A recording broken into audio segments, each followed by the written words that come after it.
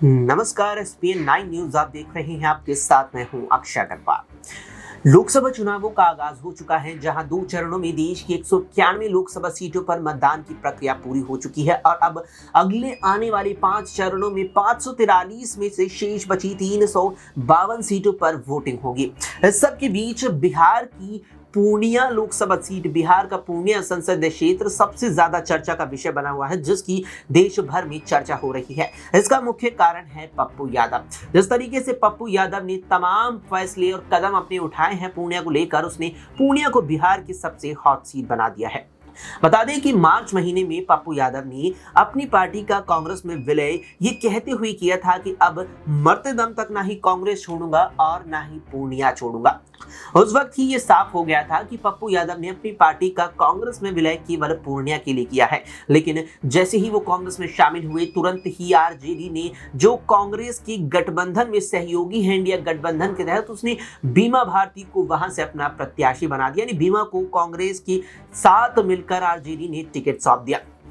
बताते चलें कि बीमा भारती वर्तमान में या कहीं की जेडीयू की विधायक हुआ करती थी और उन्होंने भी कुछ ही दिन पहले जेडीयू छोड़ आरजेडी का दामन थामा था। लेकिन इस सब के बीच चर्चा अब ये भी रही कि पप्पू यादव ने जब कांग्रेस में अपनी पार्टी का विलय किया, उस दौरान वो ये भी कहते नजर आए थे कि बिहार में मेरा लक्ष्य है कांग्रेस को सभी 40 सीटों पर जीत दिलाना है। इसके इतर बताते चले कि पप्पू यादव ने जब अपनी पार्टी का कांग्रेस में विलय किया था, तो उससे एक रात पहले उन्होंने लालू आवास पर तेजस्वी और लालू यादव से मुलाकात की थी और दोनों के बीच कई देर लंबी चर्चा चली। जो चर्चा उन तीनों नेताओं के बीच चली, उसके सामने जो कुछ अंश निकल कर आए वो ये थे कि लालू यादव ने पप्पू के सामने विकल्प रखा कि वो अपनी पार्टी का कांग्रेस में विलय न करके बल्कि राजद में कर दे, जिस पर पप्पू यादव ने अपनी असहमति दर्ज की और अपनी पार्टी का कांग्रेस में विलय कर दिया। उस पूरी वार्ता के दौरान लालू यादव ने पप्पू यादव के सामने विकल्प ये भी रखा था कि अगर अपनी पार्टी का आप हमारी पार्टी में विलय करते हैं तो हम आपको पूर्णिया सीट भी दे देंगे, जो गठबंधन के तहत हमारे खाते में है। लेकिन पप्पू यादव ने फिर भी इनकार कर दिया। उसके बाद जब बीमा भारती को आरजेडी ने उम्मीदवार बनाया, बीमा भारती नामांकन भरने वाली थी, तभी पप्पू यादव ने कह दिया कि मैं कांग्रेस का हूं और हमेशा रहूंगा, लेकिन चुनाव में निर्दलीय लड़ूंगा। पप्पू यादव के इस बयान से सनसनी मच गई और बिहार की सियासी गलियारों में पूर्णिया की और भी ज्यादा चर्चाएं होने लगी। पप्पू यादव ने जब इस बात का जिक्र किया कि मैं तो अब यहां निर्दलीय ही चुनाव लड़ूंगा, फिर जाकर उन्होंने 4 अप्रैल को निर्दलीय उम्मीदवार के तौर पर नामांकन दाखिल कर दिया।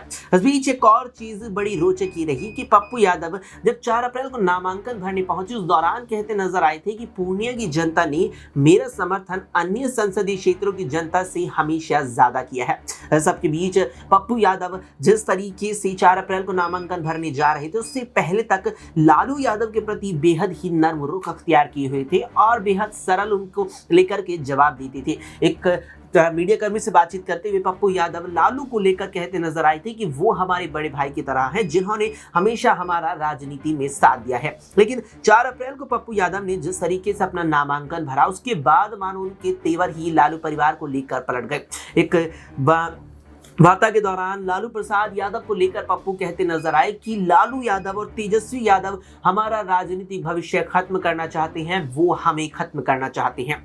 यानी पप्पू यादव ने जब निर्दलीय उम्मीदवार के तौर पर नामांकन दाखिल कर दिया था, उसके बाद से तेजस्वी और पप्पू के बीच वार पलटवार का दौर शुरू हुआ। दोनों नेताओं के बीच जुबानी जंग शुरू हो गई। निर्दलीय उम्मीदवार के तौर पर पर्चा भरा, उसके बाद एक जनसभा को पूर्णिया में तेजस्वी यादव बीमा भारती के समर्थन में संबोधित कर रहे थे। उस दौरान तेजस्वी ने ये कह डाला कि यानी कि तेजस्वी जब जनता को संबोधित कर रहे थे तो ये बात तक कह डाली कि आप यानी जनता चाहे एनडीए को वोट दे लेना, लेकिन पप्पू यादव को बिल्कुल भी किसी भी हालत में वोट मत देना। जब ये बात पप्पू यादव को लेकर तेजस्वी यादव ने भरे मन से कही, तो इस पर पप्पू यादव ने भी हमला बोला और जवाब में कहते नजर आए कि तेजस्वी यादव आप कुछ नहीं कर सकते, आप मेरा कुछ नहीं बिगाड़ सकते, मेरे साथ कांग्रेस हाईकमान और राहुल गांधी हैं। पप्पू यादव के जब ये बयान आया पप्पू यादव की तरफ से, तो इसके कई मायने निकाले जाने लगे।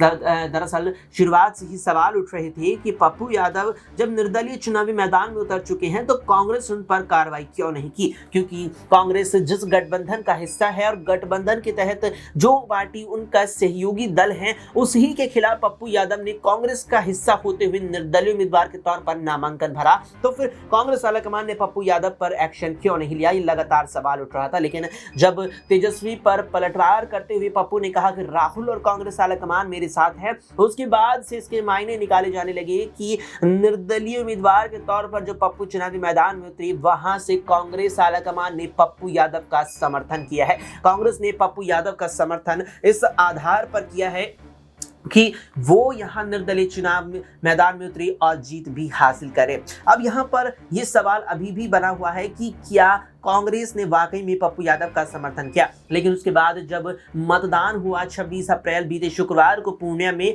तो उसके बाद एक और चीज देखने को मिली। दरअसल इंडिया गठबंधन की प्रत्याशी बीमा भारती मतदान से पहले तक जनता के बीच लगातार नजर आई, जिससे जनता उन्हें वोट दे और उनका समर्थन मतदान के तौर पर करे, एक मतदाता के तौर पर भी करे। लेकिन पप्पू यादव को लेकर पुणे में लगातार ये बात कही जाती रही है कि वो हमेशा लोगों से जुड़कर रहती हैं, और वही चीज मतदान के बाद भी देखने को मिली कि पप्पू यादव वोटिंग होने के बाद भी पुणे के लोगों से लगातार जुड़ते रहे।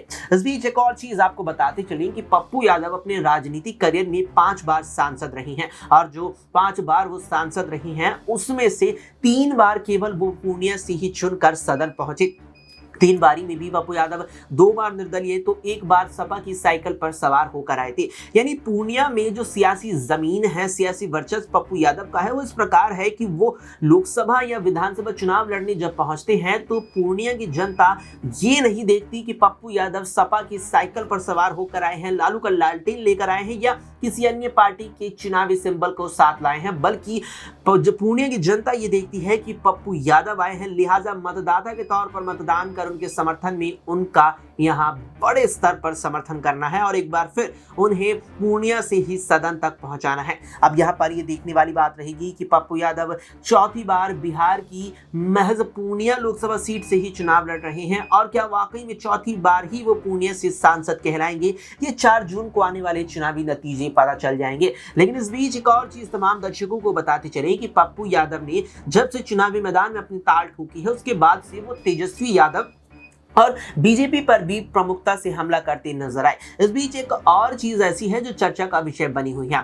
दरअसल बिहार में कांग्रेस की स्थिति बेहद ही खस्ता है, और बिहार विधानसभा में कांग्रेस के महज 8 से 10 विधायक है, जबकि लोकसभा में महज 1 सांसद। ऐसे में माना जा रहा है कि पप्पू यादव कांग्रेस का सियासी जनाधार बिहार में मजबूत कर सकते हैं, क्योंकि प्रदेश में कांग्रेस के पास कोई बड़ा मजबूत राजनीतिक चेहरा नहीं है। लेकिन जब पप्पू यादव अपनी पार्टी का विलय कांग्रेस में कर दें, तो पप्पू यादव का जो सियासी वर्चस्व प्रदेश में है उसका असर कांग्रेस पर भी पड़ेगा, और कांग्रेस को इसका खूब फायदा भी देखने को मिल सकता है। अब यहां एक और चीज देखने वाली ये रहेगी कि 4 जून को जो चुनावी परिणाम आएंगे, क्या उसके बाद भी पप्पू यादव कांग्रेस में बने रहेंगे, और अगर बने रहते हैं तो अगले साल होने वाले राज्य की 243 विधानसभा सीटों पर मतदान में पप्पू यादव कांग्रेस के लिए कैसा प्रदर्शन कर दिखाते हैं, और क्या उस दौरान यानी अगले साल विधानसभा चुनावों में कांग्रेस इंडिया गठबंधन का हिस्सा आरजेडी के साथ होगी या फिर नहीं, ये भी देखने वाली चीज रहेगी।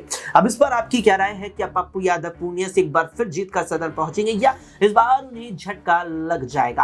क्या कुछ मानना है आपका? कमेंट बॉक्स में कमेंट करके जरूर बताएं। फिलहाल के इस पेशकश में इतना ही। देश और दुनिया की तमाम खबरों के लिए देखते रहें SPN9 न्यूज।